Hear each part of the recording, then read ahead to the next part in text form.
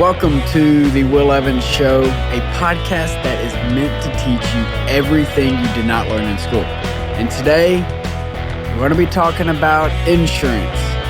I know I just said insurance, so stick around with me, hang in there, and then I'm also going to be answering your questions. Let's go.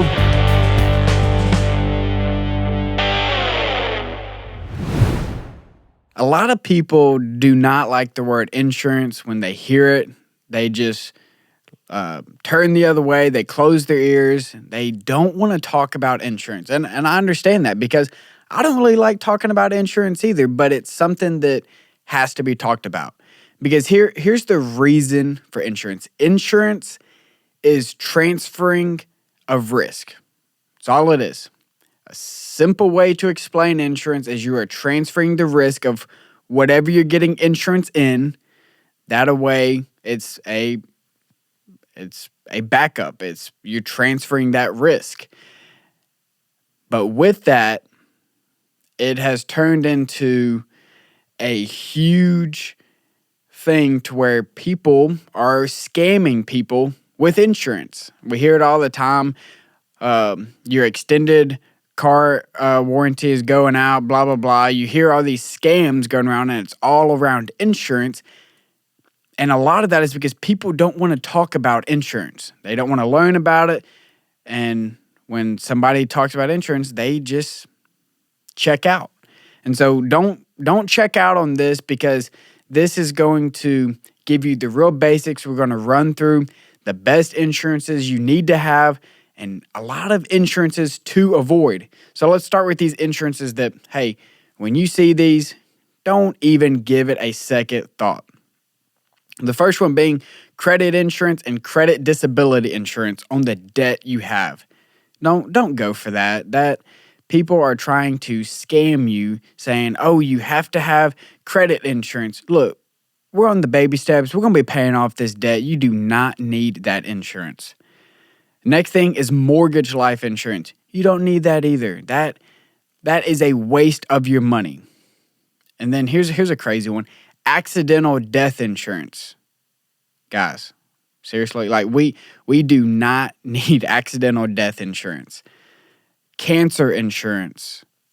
This is an insurance that gets a lot of people because we all know someone that has cancer. Most of us have been affected by cancer, whether it's personally or a loved one. And so these insurance agents really tug on the heartstrings when they bring up cancer insurance and like how you can defend against these expensive treatments and stuff like that. But here's the thing with cancer insurance. One, you shouldn't do it because we're not playing the what if game. But at the same time, I've looked at some of these cancer insurance policies, and they are so technical that it has to be a specific type of cancer at a certain time in order for this to even work. And if it's not, then it doesn't work. And hey, any experimental treatments you want to do, you can go ahead and throw those out the door because that's not an option with cancer insurance. So we're not going to go for cancer insurance. Prepaid burial insurance, you don't need that either. You have a fully funded emergency fund. That's enough to put somebody in the grave. Sorry, I don't want to be morbid, but hey, that's just how it is. We have a fully funded emergency fund that can cover a burial. Return of premium insurance, don't need that. Waiver of premium insurance, don't need that. So here's some insurances that you do need. Obviously, you have to have auto insurance because it's just a law. Like, you have to have auto insurance when you get pulled over. And I got pulled over the other day, unfortunately. And what's one thing he asked for? I need your license and registration and proof of insurance. You have to have car insurance in order to drive. But when it comes to auto insurance, we're going to be looking for high deductibles because we have a fully funded emergency fund. And so we're going to look for high deductibles because that's going to lower our premiums. And you need full coverage. Go ahead and get the full coverage. You need collision, comprehensive, and liability. And there's a link that I'm going to link in the show notes that is through Ramsey Solutions. It's an insurance coverage checkup. It makes sure you have the right auto insurance and stuff like that. It'll go into a deeper dive, but I'll link that in the show notes. And you also need homeowners insurance. You need enough to rebuild your house, replace your personal property, cover injuries. You need to reimburse living expenses. And so you need your homeowners insurance to cover all of that. And then if you are renting, for my friends out there that are renting an apartment or a condo or whatever, or renting a house, you always have to have renter's insurance. Because say, if you live in an apartment, the insurance that the apartment complex has is not for personal property. It's only for the structure of the building. So anything within the studs of the wall, you are responsible for. So that's your personal property, your clothes, your furniture, any type of TVs, appliances that you may have in there. All that, you need to have enough money in a renter's insurance policy to cover that. And guys, renter's insurance, I think my renter's insurance is like $11 a month. It's nothing. So make sure you have it, because it will be a blessing if something does happen. And then an umbrella policy. This is something, hey, once we start getting assets, we start getting closer to that $1 million net worth mark, hey, we need to start to protect our assets with an umbrella policy. These are fairly affordable as well. You also need health insurance. A lot of this is you can get it through your work a lot of the times. If not, there's a big myth out there that you can't buy good health insurance, and that's just not true. I know people that do it all the time. You got to think all your small business owners, they're buying their own health insurance. So it's out there. But yes, you do need good health insurance. And since we have a fully funded emergency fund, we're looking for high deductibles again in that area as well, because it is going to lower your premiums. And also another thing on health insurance, if you can get an HSA plan, I have one for myself. We have it through Kendall's work. It is a great way to pay for any medical expenses tax-free, because that money is going in there. And sometimes your employer will even put money into your HSA for you. But when you have an HSA, you can pull money out of there because it's tax-free. It goes straight from your check into there, misses all of the taxes. You can pull it out for any type of medical expense, and it will be tax-free. So you also need long-term disability insurance. If you get sick, can't work due to any type of injury, you need to be able to replace 60 to 70% of your income in that time. Don't get that confused with long-term care. Long-term care is if you are over the age of 60 and over, you can start looking at getting long-term care insurance. And don't want to get morbid here either, but the average stay in a nursing home is 2 to 3 years, costing about $100,000 a year. So obviously the goal is to be self-insured with all of this, and I'm going to break that down more. But hey, if you're at that 60 mark and you don't have a huge nest egg, let's look at getting long-term care insurance. It can usually be pretty affordable. Next thing, ID theft. Guys, ID theft insurance is so cheap. Just get it sometimes. Your employer does it. I do it through a company called Zander Insurance. I think for me and Kendall both, it's $12 a month. And it's just saving us from the headache of if our Social Security number or whatever gets stolen, they do all the work for us. We're not going through the headache of trying to get that money back, getting it, everything cleaned up, full restoration. They're going to do that. So that's what you're looking for in ID theft. And here's the one. I ran through those because I wanted to have enough time to talk about this insurance, this type of insurance that gets me fired up. And it's life insurance. So a couple things with life insurance.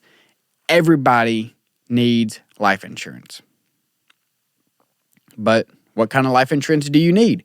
There's whole life, there's term life insurance, and there's universal, and all of these different types of life insurance. And so nobody knows what to do. And if you can't do math, then do whole life insurance. Whole life is a terrible decision. It is the worst type of life insurance. Whole life, universal index life, all of that stuff, that's whole life insurance, and it is crap. And whole life insurance agents that think they are financial advisors are screwing you because they're selling you this stupid, expensive premiums all so they can get a fat commission check. The return on these is crap.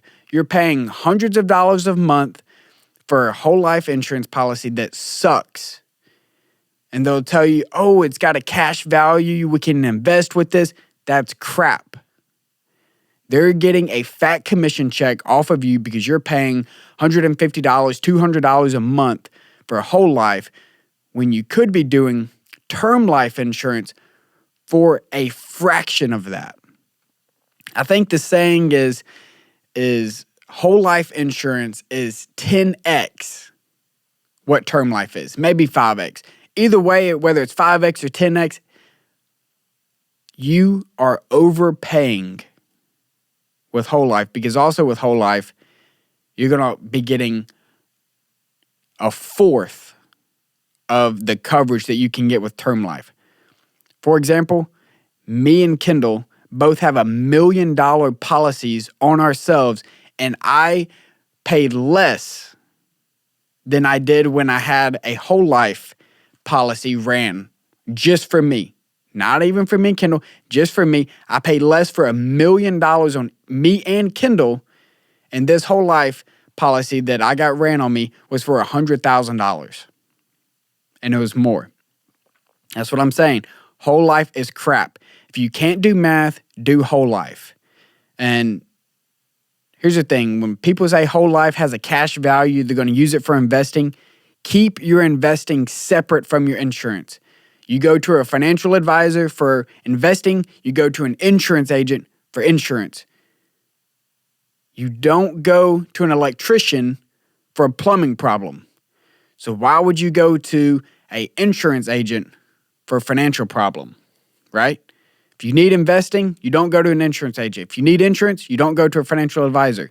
Yes, they may work hand in hand with somebody, but your financial advisor should not be selling you whole life. That's crap. So here's the thing with term life. It's the only type of life insurance I recommend. You can do a 10, 15, 20-year term, whatever you can get. And I recommend at least 10 times of your income. So if that's $100,000, if you make $100,000, that's at least $1 million that you're going to have on yourself in a life insurance, in term life insurance. So you can do more than 10 times if you want, but at least 10 times your income. And for my single moms out there, or not single moms, for my stay-at-home moms out there, you need life insurance on yourself as well. Because if something happens to you, somebody has to take care of those kids, it needs to cover a daycare cost, a nanny cost, whatever. So if you're a stay-at-home mom, you need about $250,000 in a term life insurance. Doesn't have to be outrageous, but we need something if something were to happen to you and the dad still had to work, but he also needed to take care of his kids. So the goal is to self-insure. So that's the big argument. Whole life, oh, you're going to have it for the rest of your life. Well, we're working a plan to where we are going to leave an inheritance for our children's children. That comes out of Proverbs, right? We're leaving an inheritance for our children's children. Our goal is to self-insure because come retirement, we talked about in a couple episodes ago, we did talking about mortgage, doing a 15-year mortgage. So in 15 years, you're not going to have a mortgage. You're not going to have a house payment. You have no payments. You have a sack full of money because we've been putting 15% into retirement. And we've been doing this. Our goal is to self-insure. So 20 years gives you plenty of time to get to that point of self-insure. And even after that 20 years, if you're young, you can try to renew it if you want to, just to give you a little ease of mind, peace of mind.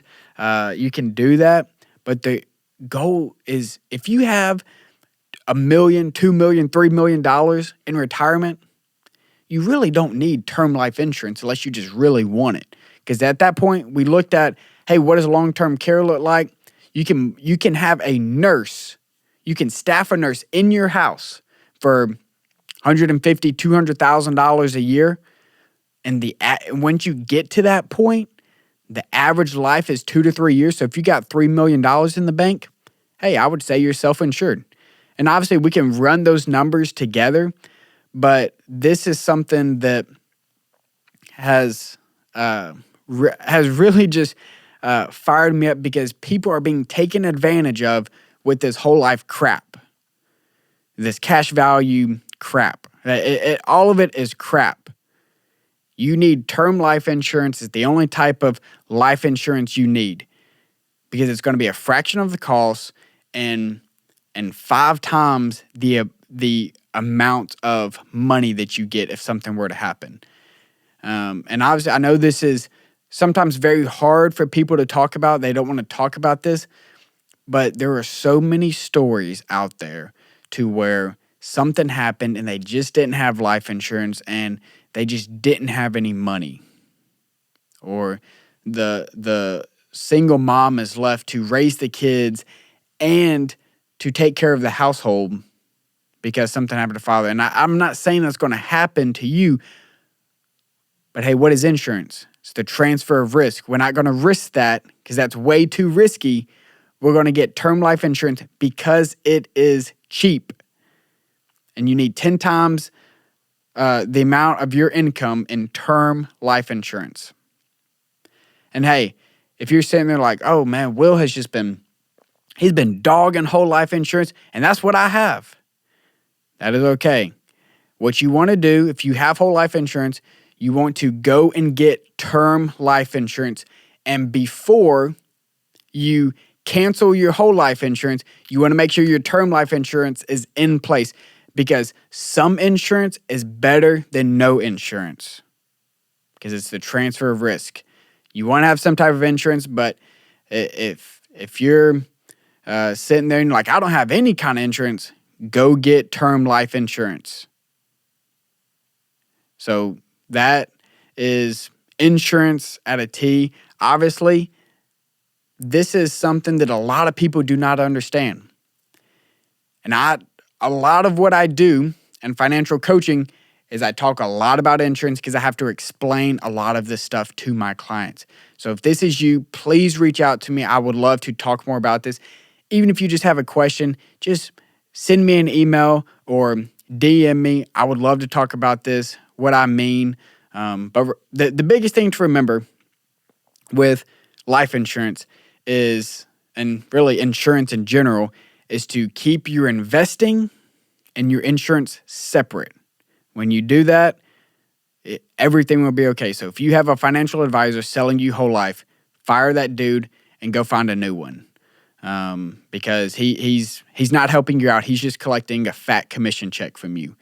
You're listening to The Will Evans Show. Hey guys, it's Will. I know this show is all about what you didn't learn in school, but for some of you, you need a little more personalized help, and that's what Evans Financial Coaching is. I specialize in helping people pay off debt and build wealth. If this is you, I've put my contact info in the show notes. So please reach out. I'm here to help you. Evans Financial Coaching, creating paths to financial freedom. Welcome back to the Will Evans Show. Stepped on a lot of toes this episode, talking about whole life and term life insurance. Talked about different types of insurances to avoid.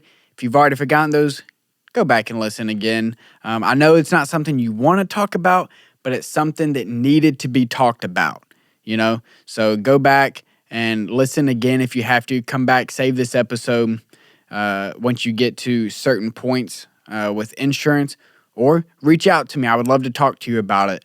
I'm always, my goal is to help you with your money and your life.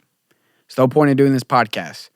I'm not making any money on this podcast. I'm doing this to genuinely help people and leave an impact on people. So with that, with me trying to impact people, can you help me out? Can you please like, share, follow this podcast, subscribe to it, click the bell so you're notified when I release an episode. Do all that. Leave a 5-star review. We only want 5 stars. If you got a 1 star, do it on the next podcast you listen to. And the biggest thing you can do to help me out is tell somebody about it. Tell your family. Tell your coworkers. Post it on your story. You can do that. You can help me out by posting on your story. All the platforms allow you to do that. And I have another question from Instagram, and it is, how much is an appropriate amount to budget for eating out and groceries? So I don't think that there is a dollar amount that you can attach to this, because everybody's situation is different. Or is it just you and a spouse? Do you have 5 kids? Someone that has 3 or 4 teenagers in the house, they're going to be spending a lot more money than me and Kendall are. So what I like to look at is, hey, once you get out of baby step 2, you have a fully funded emergency fund, don't be scared to treat yourself.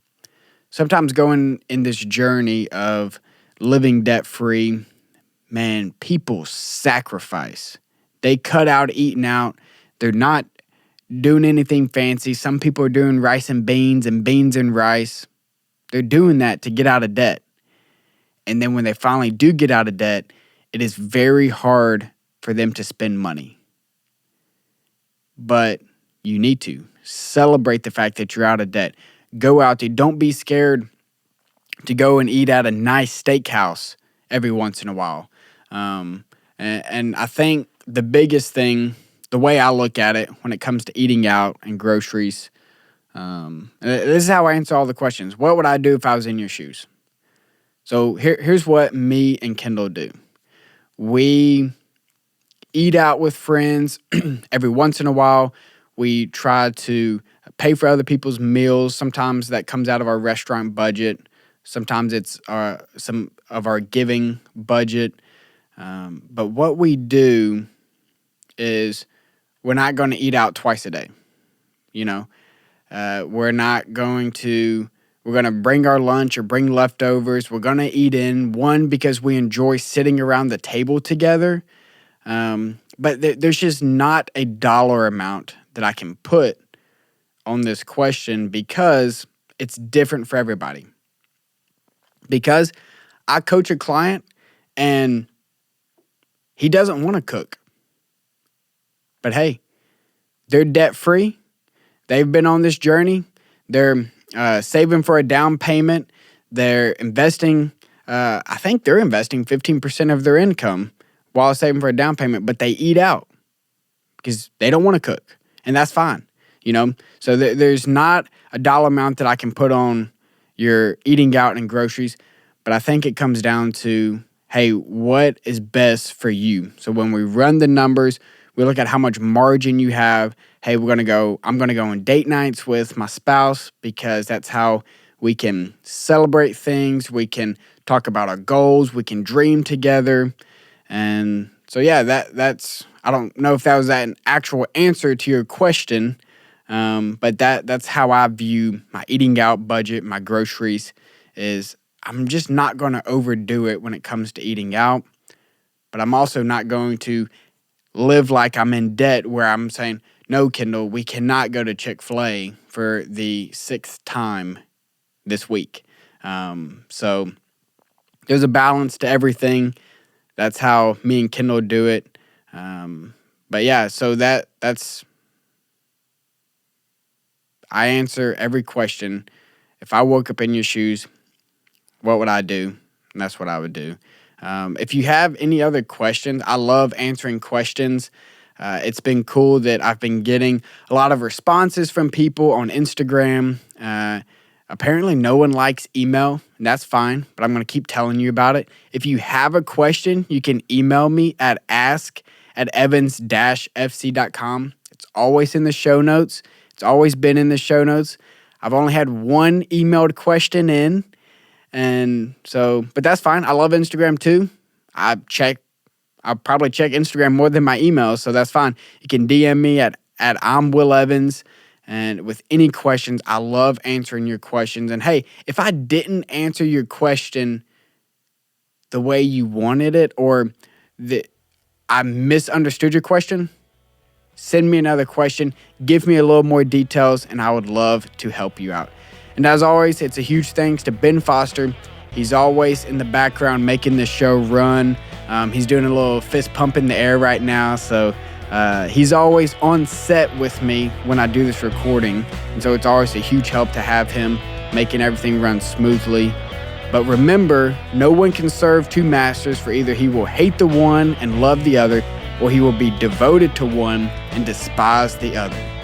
You cannot serve God and wealth. This is The Will Evans Show.